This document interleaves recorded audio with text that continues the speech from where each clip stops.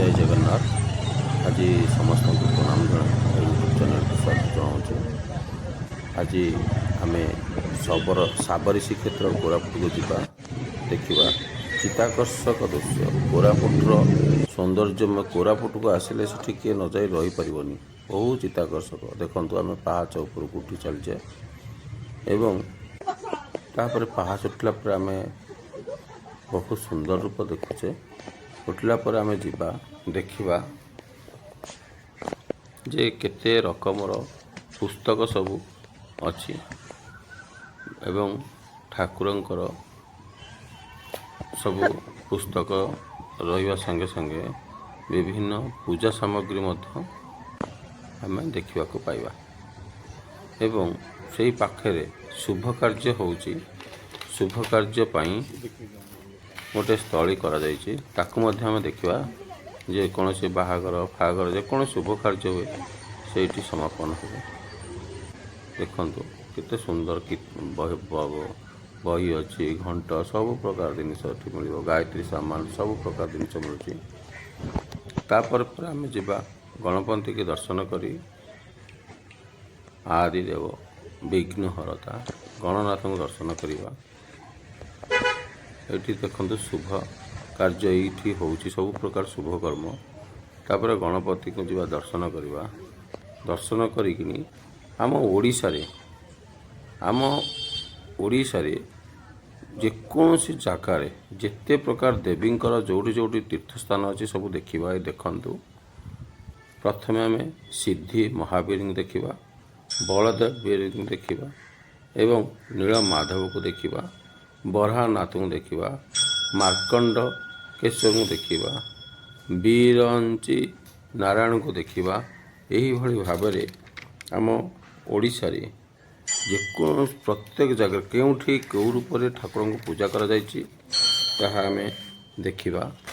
तापर जुगे जुगे जगन्नाथंकर भाव को जीवा अर्थात आमर जुगे जुगे जगन्नाथ केउठी केउं जगार आम ओडिशा रे जगन्नाथ मंदिर केउं जगार किपरि भाव में पूजा पाउचंती केउं नाम नहीं कि पूजा पाउचंती जगन्नाथ मंदिर ये देवादेवी को देखि देवी मान को देखि साइला परे आम जा जगन्नाथ मंदिर देखापी। ये सब विरजा मंदिर कौटी विरजा रूप विभिन्न जो जहाँ जो रूप देखा जाउचंती 12 वर्ष जो हुए ये आसी ठाकुर को रखा जाए एवं विभिन्न जगार देवी मानकर स्थली एठारे निरूपण कराई केउं जगार केउं रूप कौ देव पूजा पाउचंती ताहा उपरे लिखा जाइछि। आपण माने आसंतु कोरापुट एवं यही साबरी श्रीक्षेत्र को आसंतु देखिके जातु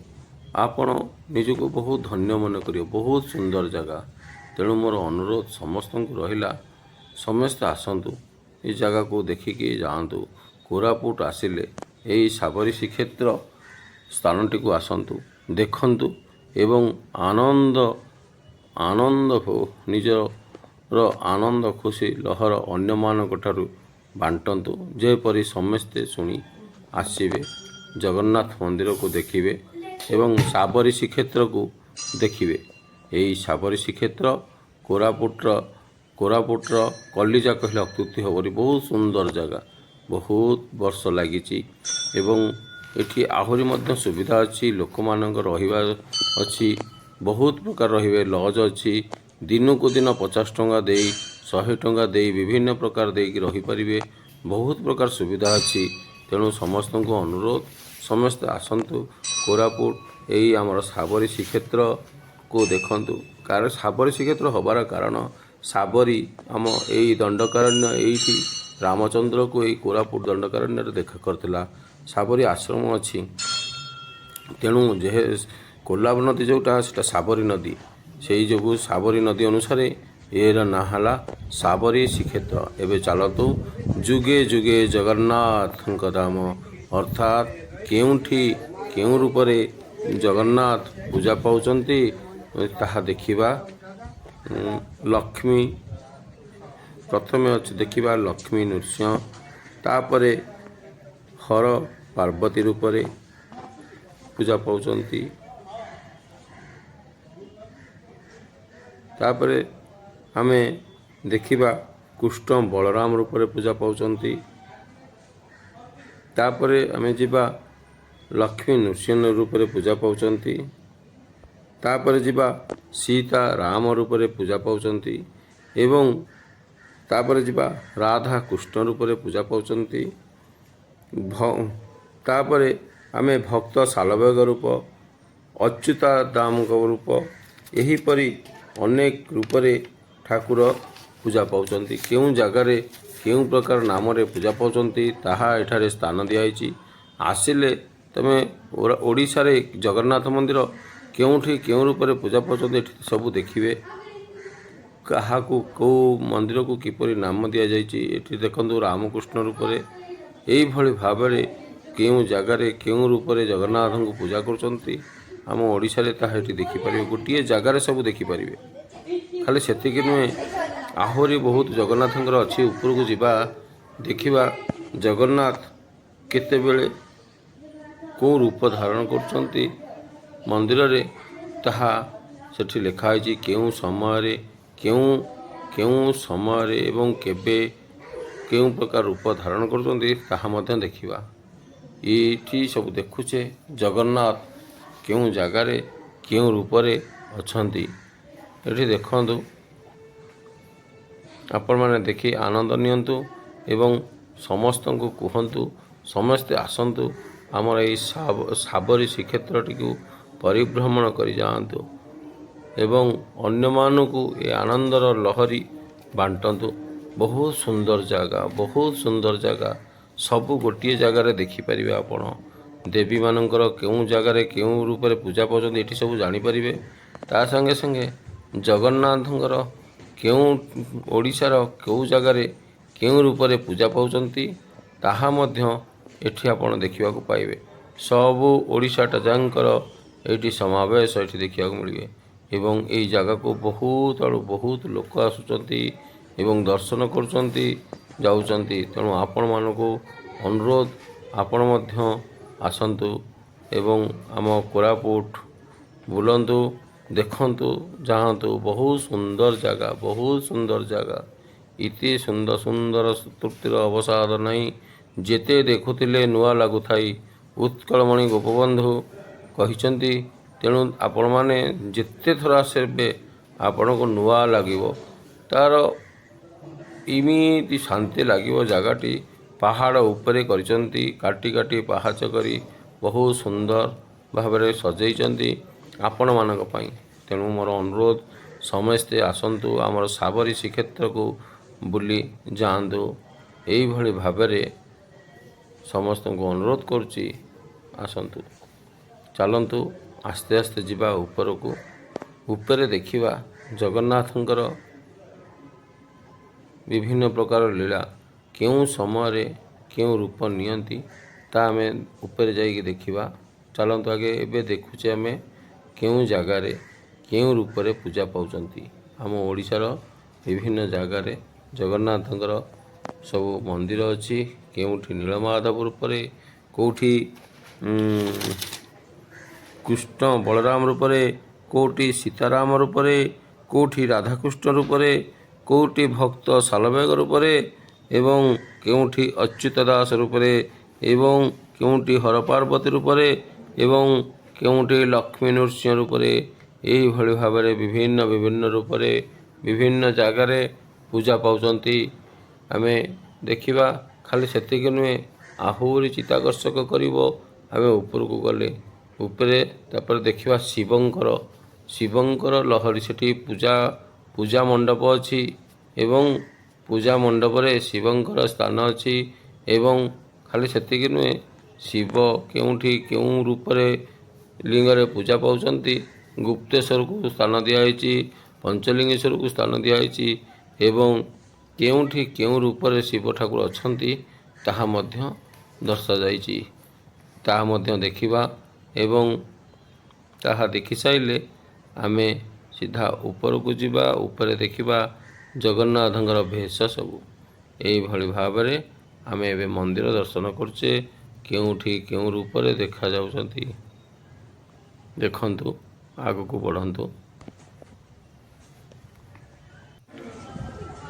ଏବେ ଆମେ ଯିବା ପୂଜା ମଣ୍ଡପ, ଯେଉଁଠି ଭୋଗ ମଣ୍ଡପ ଲୋକମାନେ ସେଇଠି ଦେଖନ୍ତୁ କେତେ ଗହଳି ସେଇଠି ଆସୁଛନ୍ତି। ପ୍ରଥମେ ଏଇଠି ସବୁ ଶିବଙ୍କର ଅଛି, ଶିବଙ୍କ ମନ୍ଦିର ଅଛି ଏବଂ ମହାଦେବଙ୍କୁ କେଉଁଠି ଧବଳେଶ୍ୱର, କେଉଁଠି ଲିଙ୍ଗରାଜ ଏବଂ କପିଳେଶ୍ୱର, ଏମିତି ଶିବଙ୍କର ମୂର୍ତ୍ତି ଯେଉଁଠି ଯେଉଁ ରୂପରେ ପୂଜା ପାଉଛନ୍ତି ସବୁ ଗୋଟିଏ ଜାଗାରେ ସ୍ଥୂଳ କରାହୋଇଛି ଏବଂ ଆମେ ଏଇଠି ହିଁ ସବୁ ଦେଖିପାରିବା ଶିବଙ୍କର ପ୍ରତିମୂର୍ତ୍ତିକୁ କେଉଁଠି କେଉଁ ରୂପରେ ବାହାରିଛନ୍ତି ଏବଂ କେଉଁଠି ବାହାରିଛନ୍ତି ମାଟିରୁ ସବୁ ଏଇ ଗୋଟିଏ ଜାଗାରେ ସମାବେଶ ହୋଇଛି।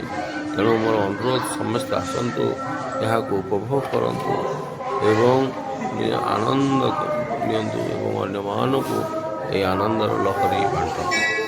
ଦେଖନ୍ତୁ ଶିବଙ୍କର ସବୁ ସ୍ଥାନ କେଉଁଠି ମହାଦେବ କେଉଁ ରୂପରେ ବିରାଜମାନ ଅଛନ୍ତି ଏଇଠି ସବୁ ଦିଆହୋଇଛି। ଏଠି ଗୁପ୍ତହରେ ଗୁପ୍ତେଶ୍ୱର, ଧବଳେଶ୍ୱର ବିଭିନ୍ନ ପ୍ରକାର ଶିବଙ୍କର ସବୁ ସ୍ଥାନ ଅଛି। ଦେଖନ୍ତୁ ବ୍ରହ୍ମା ବିଷ୍ଣୁ ମହେଶ୍ୱର ଦିଆହେଇଛି ସ୍ଥାନ। ଏଠି ବ୍ରହ୍ମା ବିଷ୍ଣୁ ମହେଶ୍ୱର ପୂଜା ପାଉଛନ୍ତି ଏବଂ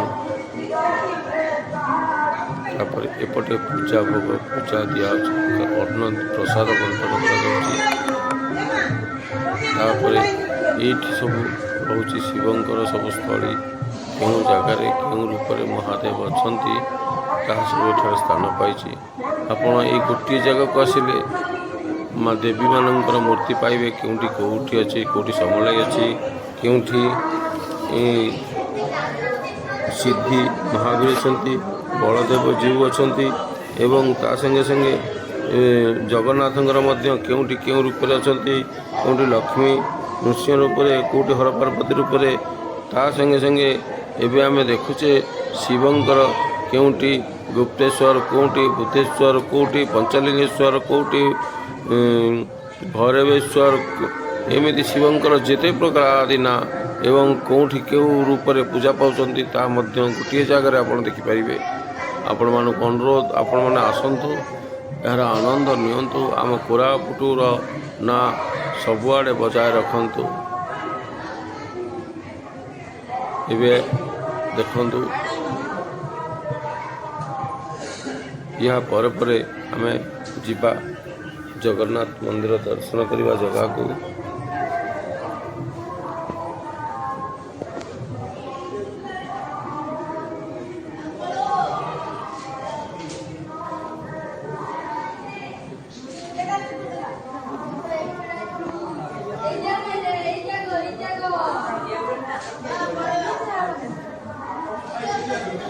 ଦେଖନ୍ତୁ ଶିବଙ୍କର ସବୁ ମୂର୍ତ୍ତି ନୀଳ ମହାଦେବ ଉପରେ ଶୋଇଛନ୍ତି। ଏଇଭଳି ଭାବରେ ମୀନାକ୍ଷୀ ଦେବୀଙ୍କର ମୂର୍ତ୍ତି ଅଛି। ସରିଲା ପରେ ଆମେ ଯିବା ଧୀରେ ଧୀରେ ଉପରକୁ ଯିବା।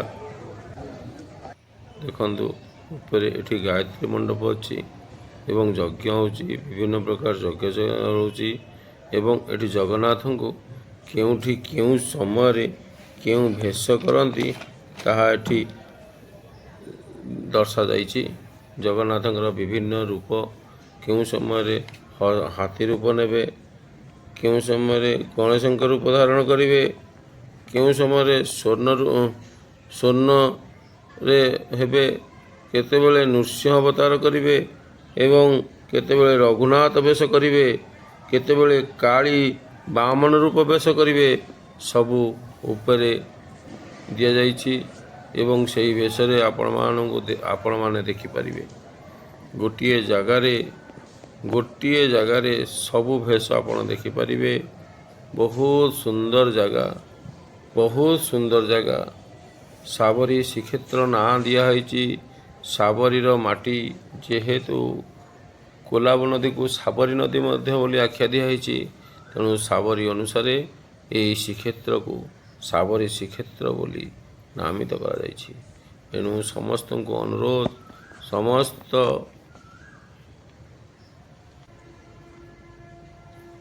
ଦେଖଣାଳୀକୁ ଅନୁରୋଧ, ସମସ୍ତେ ଆମ କୋରାପୁଟକୁ ଆସନ୍ତୁ, ଏହି ଦୃଶ୍ୟର ଆନନ୍ଦ ଉପଭୋଗ କରନ୍ତୁ।